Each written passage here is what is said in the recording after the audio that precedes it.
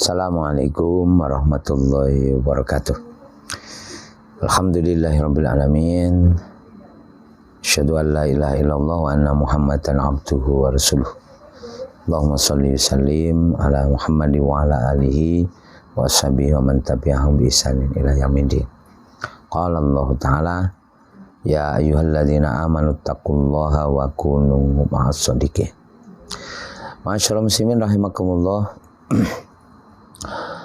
Ada keutamaan yang dijanjikan oleh Nabi di malam Ramadan.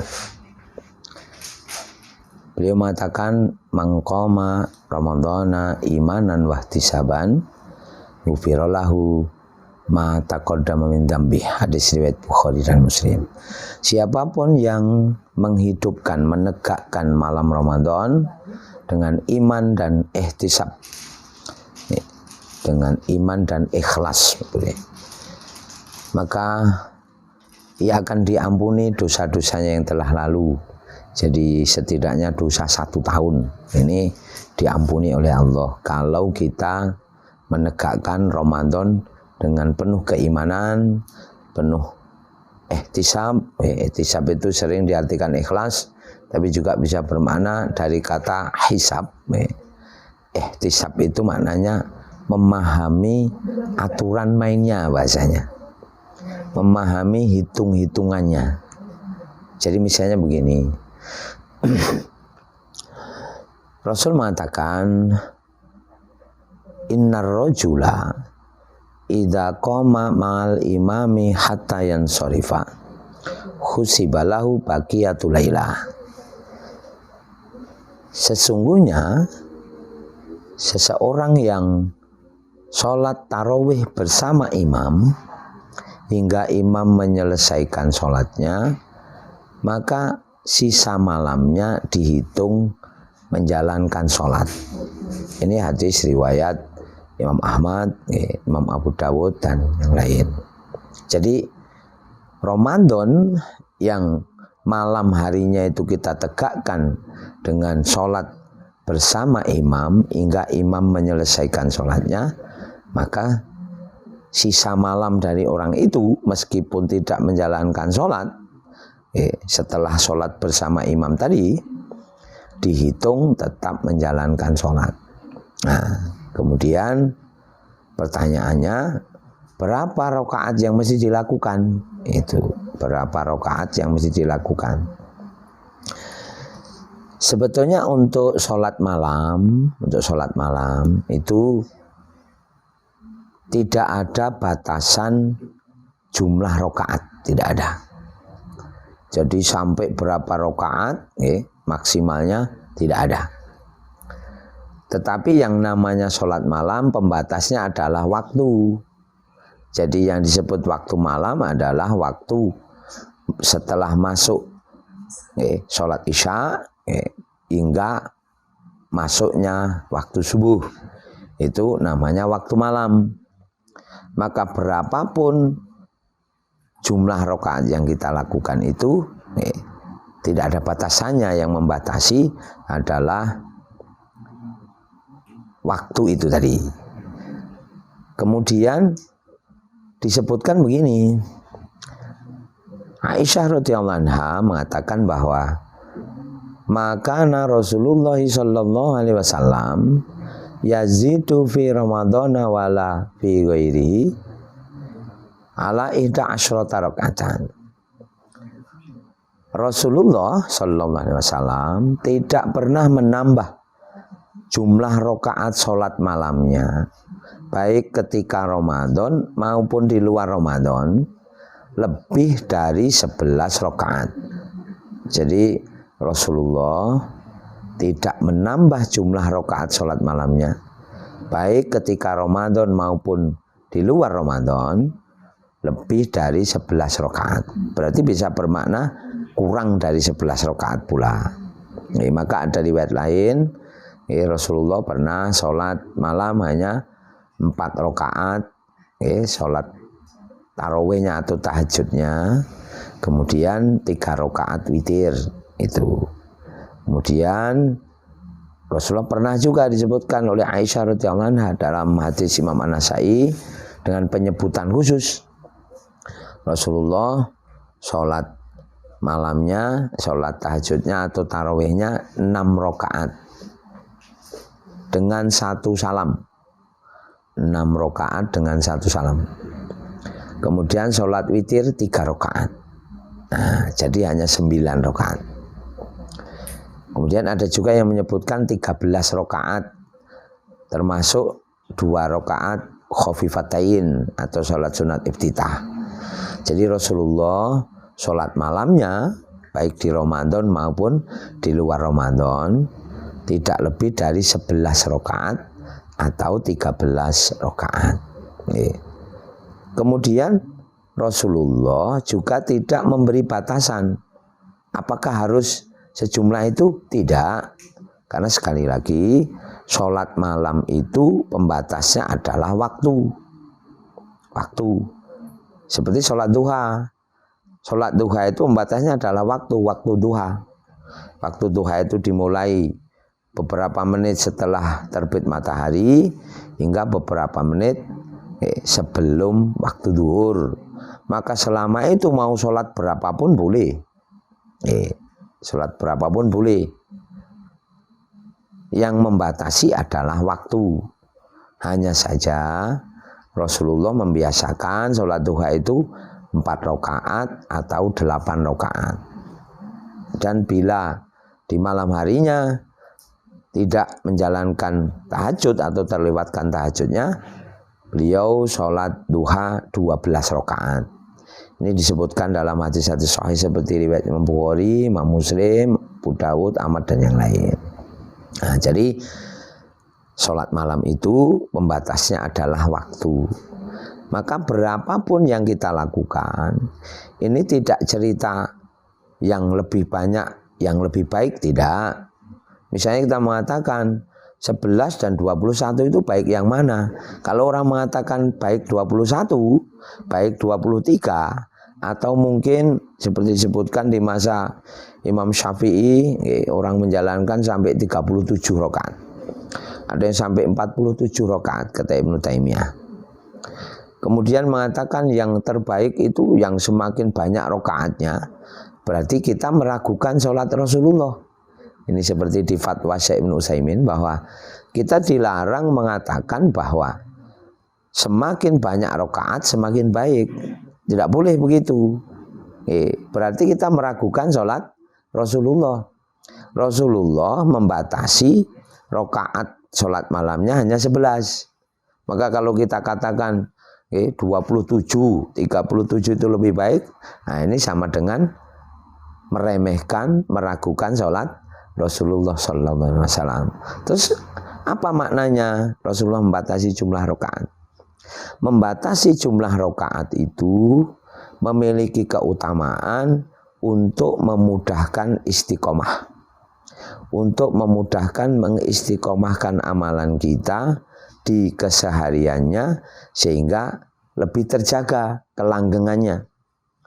Bukan misalnya sekarang atau malam ini kita sholat 27 rakaat, besok 37, kemudian besoknya 47 rakaat misalnya, dikerjakan sebanyak-banyaknya. Kemudian di malam-malam yang lain kita justru kehabisan semangat karena terlalu banyak rakaat ini, kemudian mau kita istiqomahkan, kita seperti apa istilahnya itu, kalau orang Jawa itu mengatakan apa, awang-awangan lah gitu. Jadi kita merasa sangat berat ini karena jumlah yang banyak. Nah ini kita hindari. Maka Rasulullah memberi contoh membatasi jumlah rakaat itu, tujuannya salah satunya untuk memudahkan menjaga kelanggengannya, memudahkan menjaga istiqomahnya. Karena amalan yang terbaik itu amalan yang dilakukan terus-menerus, yang mungkin jumlahnya kita lihat sedikit. Misalnya seperti kata Nabi, ahabbul a'mali ilallahi adwamuha wa inqalla. Amal yang paling dicintai oleh Allah adalah amalan yang dijaga keberlangsungannya, dijaga kelanggengannya, meskipun mungkin jumlahnya sedikit. Nah, jadi meskipun sholat malam kita ini mungkin kurang dari 11 rakaat atau mungkin 13 rakaat misalnya, kita menjaga atau membatasi jumlah itu untuk memudahkan menjaganya supaya tetap istiqomah dan berkesinambungan. Ini yang harus kita raih, karena memang amalan-amalan yang terbaik itu diantaranya dijaga keberlangsungannya. Jadi tidak hanya sekedar jumlah rokaatnya, tidak itu. Jadi ini kita hati-hati supaya ibadah kita tetap terjaga keberlangsungannya menjadi amalan terbaik. Maka membatasi jumlah rokaat seperti dicontohkan Nabi, baik di sholat malam, di sholat duha seperti yang kita sebut di awal.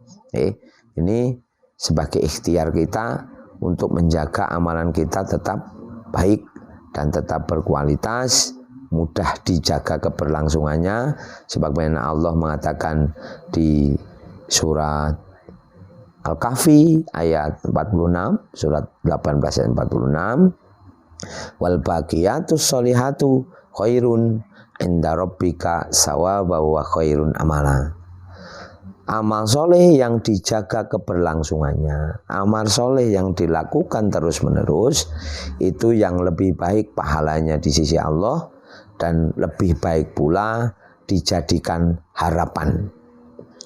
Dijadikan harapan. Kemudian diulang di surat Maryam, surat 19 ayat 76, wal baqiyatus sholihatu khairun inda rabbika sawaba wa khairum maroddah. Amal soleh yang dilakukan terus menerus lebih baik pahalanya di sisi Allah dan lebih baik untuk menjadi andalan, menjadi kesudahannya itu akan menghasilkan hasil-hasil yang terbaik. Kita tidak akan dikecewakan kalau amalan itu kita jaga keberlangsungannya. Dan jangan lupa amalan itu harus dijaga kebaikannya, dijaga kebaikannya. Maka kembali ke hadis tentang Rasulullah yang menjaga jumlah rakaatnya baik di Ramadan maupun di luar Ramadan, ala ihda asyrota rakaatan, tidak lebih dari 11 rakaat. Kemudian diceritakan oleh Aisyah radhiyallahu anha, yusolli arba'an la tas'alu an husnihinna wa tulihinna. Rasulullah sholat 4 rakaat. Jangan kalian tanyakan bagus dan panjangnya. Tsumma yusolli arba'an. Kemudian Rasulullah sholat 4 rakaat lagi. Jangan kalian tanyakan panjang dan bagusnya. La tus'alu an husnihinna wa tulihinna. Tsumma yusolli salasan. Kemudian sholat 3 rakaat. Nah, jadi Rasulullah disebutkan sholat 4 rakaat, kemudian 4 rakaat, kemudian 3 rakaat. Di kesempatan yang lain Rasulullah disebutkan sholatnya masna-masna, sholatul laili masna-masna, 2 rakaat, 2 rakaat.